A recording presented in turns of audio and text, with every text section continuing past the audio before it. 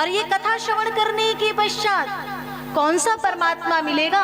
तो ऐसे परमात्मा को हमारे वेदव्यास जी महाराज प्रणाम करते हैं, सत्य स्वरूप परमात्मा को। श्रीमद् भागवत कथा का, श्रीमद् भागवत महापुराण का महात्म का प्रथम श्लोक, सच्चिदानंद रूपाय विश्वोत्पत्त्यादि हेतवे तापत्रय विनाशाय श्री कृष्णाय वयम नुमः।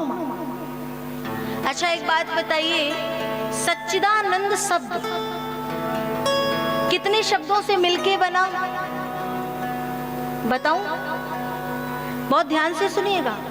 3 शब्दों से मिलकर के ये शब्द बनता है सच्चिदानंद।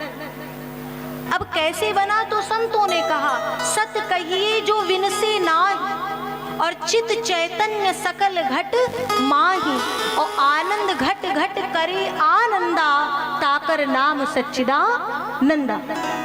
सत कहिए जो विनसे नाहि, मतलब सत अर्थात जिसका कभी विनाश होने वाला नहीं है। जैसे कि जल के भीतर वह करने लग जाते हैं, लेकिन सरकार केवल एक झोंका आता है और हमारा इस अस्तित्व पल मात्र में, सेकंड मात्र में समाप्त हो जाता है।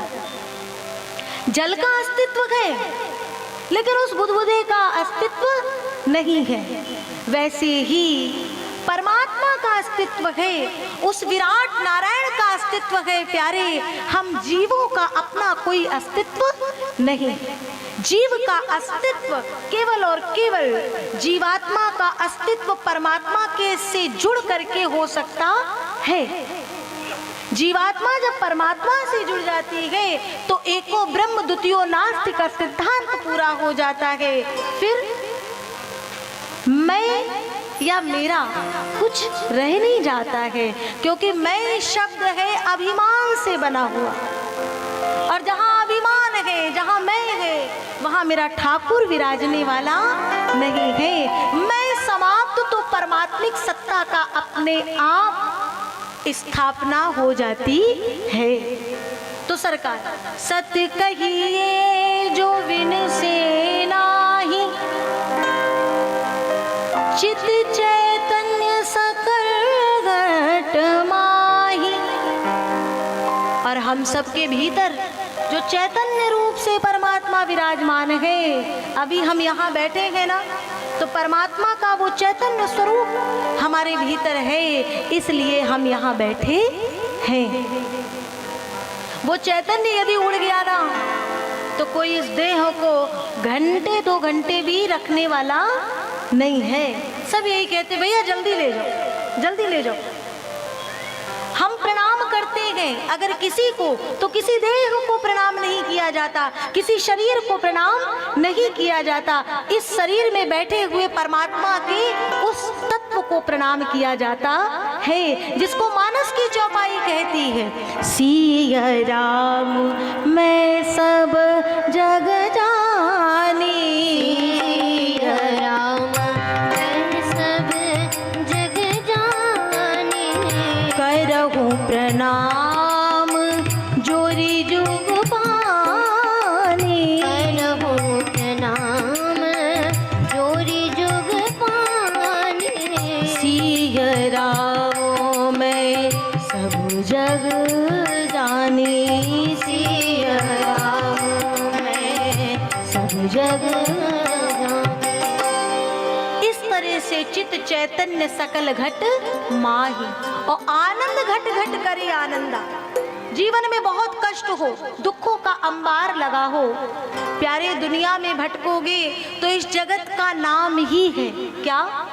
दुखालय। श्रीमद् भगवत गीता में कहा गया, इस संसार को कहते हैं दुखालय, और जिस संसार का नाम ही है दुख का घर, और हम वहाँ सुख की चाह रखते हैं, तो ये हमारी अपनी मूढ़ता है। यहाँ सुख मिलने वाला नहीं है। किसी ने संतों से पूछा, तो सुख कहाँ मिलेगा? बोले, सरकार परमानंद की शरण में चले जाओ, आनंद अपने आप मिल जाएगा। अगर आप कथा में बैठे हैं, आपको दुनिया में दुनिया भर की चीजें मिल जाएंगी, लेकिन आनंद यदि कथा में बैठे हो और मन से बैठे हो, इधर उधर से ध्यान को हटा करके ठाकुर जी की चौखट पे केवल आपका ध्यान है ना, तो मेरी व्यासपीठ कहती है यहाँ कब आपके ये घंटे ये मिनट बीत जाएंगे ना, और जब आचार्य जी कहेंगे अब आरती होने जा रही है, तब आपको होश आएगा, अच्छा समय बीत गया। वो जो आनंद है ना, वो जब इस कथा में और इस रंग में, भगवत रंग में डूब जाओगे तभी मिलने वाला है। तो सत्य कहिए जो विनसे नाही, चित चैतन्य सकल घट माही, आनंद घट घट करे आनंदा, ताकर नाम सच्चिदा नंदा। ऐसे परमात्मा को प्रणाम करते हैं।